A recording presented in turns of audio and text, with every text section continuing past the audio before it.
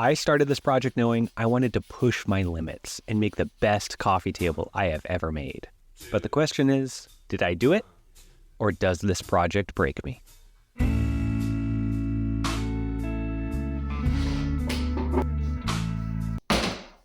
getting started with this project by turning this 1/4-inch piece of plywood into some templates, which I'll use to create the base pieces.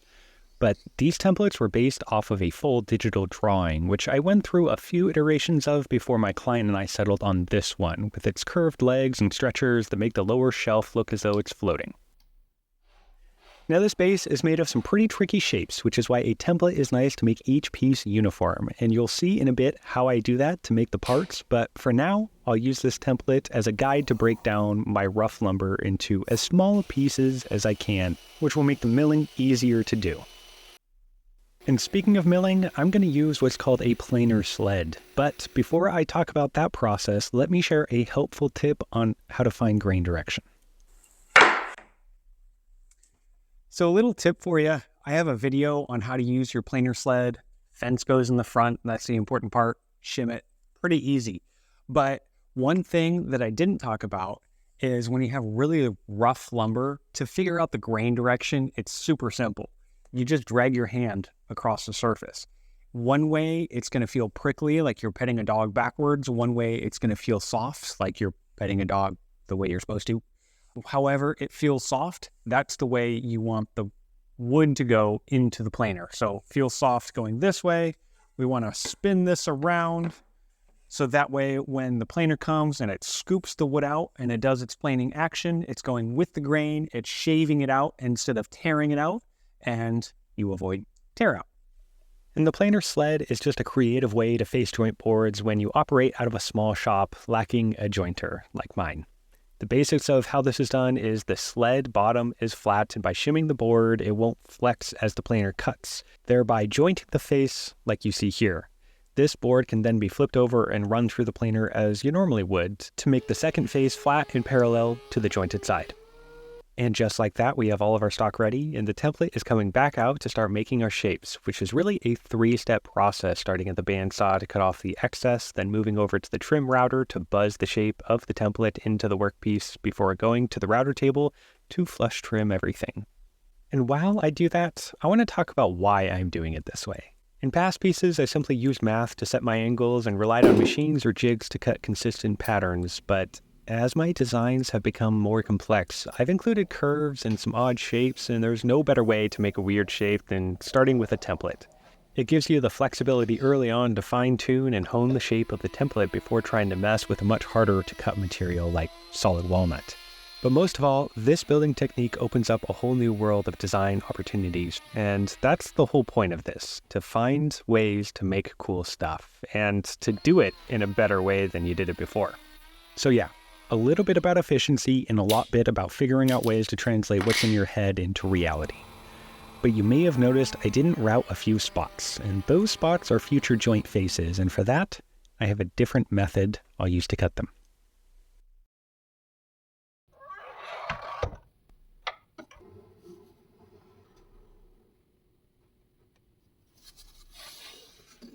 Earlier, while I was making the legs, I also made 2 stretchers, which need to have the joint faces cut. For that, I'm going to use the template at the miter saw because it's easier to manage such a long piece this way versus how I will do it for the legs.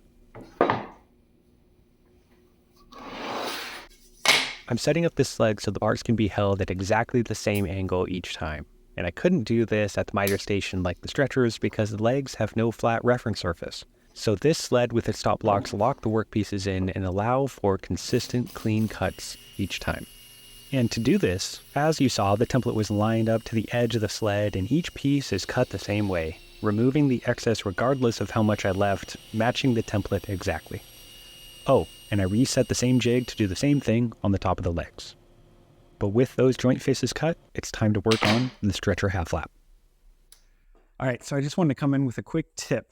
I needed to do a half flap on these boards, which means I needed to find the center point of each of them, and then I needed to find the center of the board itself, and then I could just mark an X on each and line those up So once I had them all lined up where the middle of the thickness of this board is lined up with the middle of this board and vice versa, then I know that these are exactly centered and they're nice and perpendicular and square to each other. And at that point, mark with a knife on both of them and they're ready to cut our half flaps. By spending a little extra time to make sure the layout of your joinery is right, it makes the cutting and fitment process just a whole lot easier. I can simply saw down my lines and remove the excess material with a chisel. And don't worry, if you're not into hand tool woodworking, I have another half flap I have to do a little bit later, and I'm going to do that fully at the table saw. So you'll get to see that. But for now, I'll finish fine tuning this joint so we can move on to the leg connections.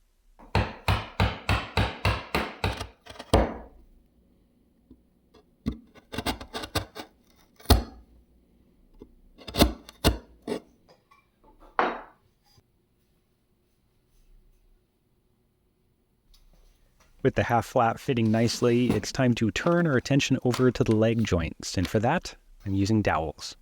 Now this is a method I don't use often, but every technique has a perfect use case, and these joints being miters need something to help align them and prevent slipping during glue up. But also, the addition of the dowel will put long grain wood fibers across the joint, which will ultimately strengthen it.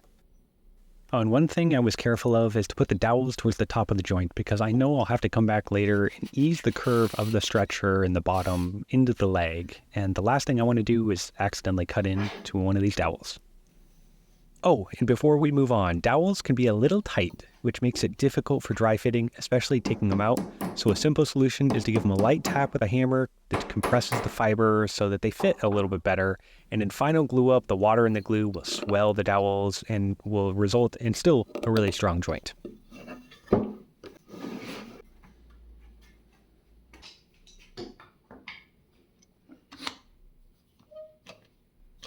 This upper stretcher is the final piece of the base, and it's going to serve two purposes: to stabilize the legs and to serve as a place to attach the tabletop to the base, which is why I'm using mortise and tenons and half flaps to give the parts as much support as possible. But while I work on the joints, I want to share something I haven't shared before. I have never considered myself creative. Growing up, I never drew, or at least didn't do it well.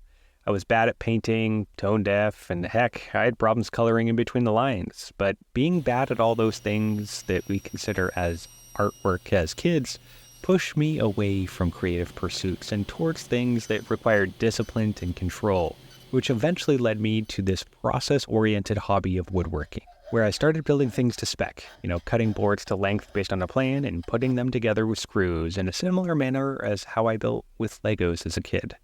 But then something happened. I realized what I was doing was creative, just in a different medium. It actually opened me up, and now I draw pictures all the time, mostly of furniture, but also it's a way to brainstorm and come up with new ways to solve problems, like how I was going to fit the shelf into the base after it was assembled. After all, none of the spaces would have been big enough for it. That's when I realized I could make the tenon slide down into the leg mortises from the top, allowing them to be installed after the rest of the base is assembled. And it's this type of thinking that made me realize creativity is relative. Just because you can't paint or play the piano doesn't mean you aren't creative. It just means you apply your creativity in a different way. But enough of that. Let's get back to the build, where it's time to finish off the final bit of joinery, the second half flap.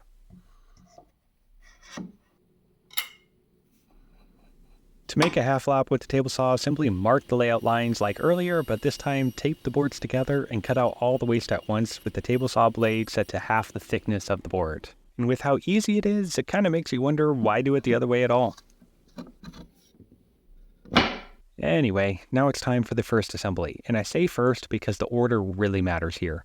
I'm starting with just the lower stretcher and the legs because if I did the lower half flap too, it would make my life very difficult when I need to ease the joints together. And this is where my woodworking experience is showing, as I've learned over the years to be patient, because patience helps me avoid mistakes that are lying in wait just around the corner. And speaking of corners, here's the corners of these joints that I left long but now need to be fine-tuned, which is honestly easier and will look better than attempting to try to line these up perfectly and glue up. So I started by cutting off most of the material at the bandsaw and will finish the rest of the sander. And it's in this moment when I'm working on a 30-year-old hand-me-down tool that I can't help but think how lucky I am to have what I have. It just goes to show a few humble tools is all you need to create whatever your mind can think up. And I mean, half the battle is coming up with what to build, and the other half is figuring out how to execute it. And sometimes it gets a little tricky, like fixing this inside corner of the leg, but a little chisel work and some scraping, and I almost pulled it off flawlessly. Almost. All right, well, I was just fine-tuning these joints on the inside here when, I guess, having it locked in the vise and leveraging down on one side ended up snapping it in half. So luckily, nice clean break. I'm going to glue it back together, and I don't think that you'll notice, but you'll be the judge of that at the end of the video. But that kind of stinks. Mistakes happen. But the more you practice and the better you get, the fewer and further between they become. But with this fix drying, it's a good time to pivot and make the tabletop and shelf.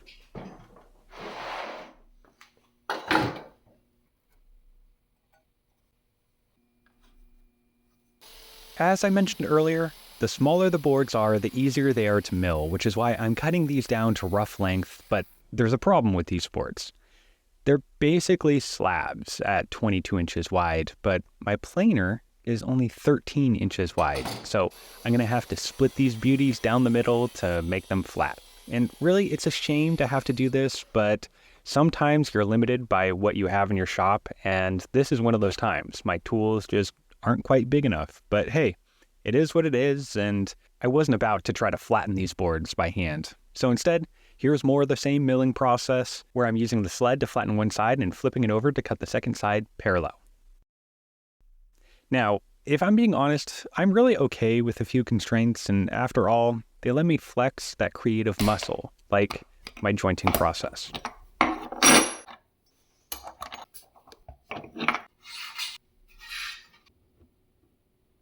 So you might be thinking, yeah, that router table is built to be able to joint boards. That's why there's those little spacers that go on the outfeed side. But I just want to show off this functionality because it's something that you could accomplish with just taping a board to the outfeed side of your router table and doing the same thing.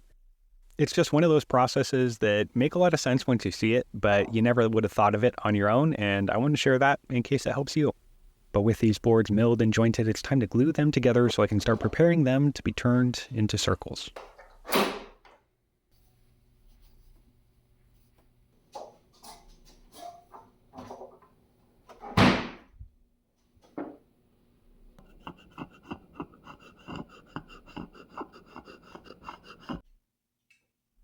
No matter how good you are at glue ups, the larger the panel, the harder it is to get everything to line up perfectly. But I do have a tip, especially for you power tool woodworkers.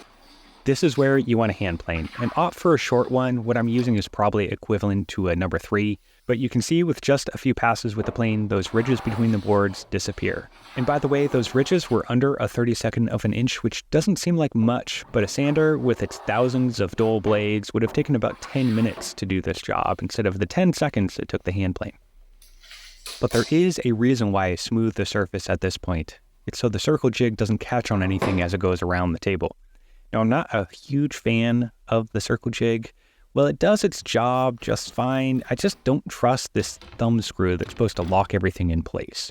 After all, I have had it slip before, which is why I only use this jig for one light pass that's just deep enough to reference a router guide against. But that does mean there's a lot of excess wood around the edges that needs to be trimmed off, and for that, I like to use a jigsaw. Well, like is a strong word. I tolerate using a jigsaw because it's the best tool for the job, but I can never get close enough to the line without fear of the blade bending into the work side of the cut, so I tend to leave way too much material to flush trim in one pass, which is why I use a multi-stage flush trimming approach, starting with a guide bushing to remove most of the material with a 1/2-inch spiral bit, and the last remaining portion is removed with a flush trim compression bit. And the reason I'm spending all this extra effort for such a simple task is because I've been bitten by this before, where I've been taking a too heavy of a pass with a flush trim bit, and it's caused the router bit to catch and kick back, and ensuing a lot of tear out in the process. This method puts very little strain on the router and reduces the chances of a problem happening. And if it did happen, well, it would take a lot more time and effort to fix it than the time I'm spending now being cautious. And since I've talked a lot about bits and tools and stuff, there's links to things that I recommend down below. It's not links to everything in my shop, but just the things that I think would be helpful for you and products that I stand behind and use in my shop. And speaking of products, I'm going to mix a few up to fill the cracks and knot holes in the tabletop. And what I have here is some 2-part tabletop epoxy that I'm dyeing black with some wood stain. Just make sure if you do this to get oil-based stain, as the water-based stuff won't mix in with the epoxy. As for the process, it's really pretty easy. You saw I taped the bottom side with some regular old packing tape, and I'm just going to pour the epoxy in on the top side. I typically then babysit this for about half an hour, topping off the voids as the epoxy sinks down into the cracks. You can use a thinner epoxy for this, but that has a greater chance of leaking, and this tabletop stuff cures way faster. But while that dries, it's time to move on to the final detail phase, which is both my favorite and my least favorite part of any project. This is when I'm conscious of all of the work that's gone into making all of the parts and assembling them, and now it's time to refine and make everything look good, which is also an opportunity to ruin the whole thing. Something as little as a slip of the router could easily send me back days. But worse, a bad decision could mean I have to redo entire parts, setting me back weeks, which is why I consulted my digital drawings to see if I had documented what edge profile I should put on this table. Well, that's not much help, but I went with a thumbnail profile to soften the edges of the table, as well as the outside of the legs, and then a round over on the inside. So let me know down in the comments if you think I made the right decision. Anyways, we were talking about the detailed phase and how a mistake now can be catastrophic, but mistakes in woodworking aren't so bad. Early on, they can be pretty easy to fix, but as you move along, the room for error narrows. But that doesn't mean I don't like this phase. As the project comes together, I get to think through the little things, like how the enlarged holes in the bottom of the stretchers will allow for wood movement for the top. But the main reason why I like this part is because it makes me a little sentimental. For the past few weeks, it's been me and this table, every day out in the shop together, and I start getting that feeling like you're on the last chapter of a really good book. There's that excitement to see how it ends and a yearning to know what the big plot twist is, but also a little sadness knowing it'll soon be all over. It's in this moment when I'm reminded why I do this. It's not because I love spending my evenings in the shop, but because it grounds me. Woodworking puts me in the present and helps me to remember to enjoy what's right in front of me while it's still here. Because soon enough, it'll be gone and become a distant memory. All right, before I get all choked up, I mentioned this is the detailed phase, and you might be wondering why I'm spending some time here blending a round over on the underside of a stretcher that holds the lower shelf, which will sit about 5 inches above the ground. And that's because small things matter. After all, if you can do the small things right, the finished product will look that much better. And speaking of finish, this is Natura One Coat, a 2-part hard wax oil. And I don't often talk about the finish I'm using because I like to test out different types, and I finally found one that I really like. This comes in 2 parts with an oil and a hardener, which I like to measure out with these little syringes to get the ratio right. It's pretty easy to use, just mix it up and it's ready for application, which you can do a few different ways, but I find the best, least wasteful method to be a gloved hand, just working the finish into the surface and into the grain. And I do need to tell you, Natura did send me this can, but I've paid for all the previous product I've used on my previous projects, like this one and this one. And I have to say, I really like it. It's easy to apply even in a dusty shop and provides a really nice, long-lasting finish. And honestly, I switched to it because my previous product I was using required a touch-up every couple of years. And when you're doing client work, you just don't want to have to do that. And with the finish dry, it's time for final assembly, which means the details are done and we can all enjoy the closing of this final chapter. And I promise I won't get all sappy on you again, but instead, we'll end with what we started with. This coffee table will go down as the best thing I've built. Yet. But that's the thing. There's always a yet, because every project you gain a new skill and you learn how to perfect a detail, which means my next project will be even better than this one. So yeah. I hope you enjoyed joining some guy in his garage who's locked in this endless pursuit of improvement, getting a little better, just one step at a time.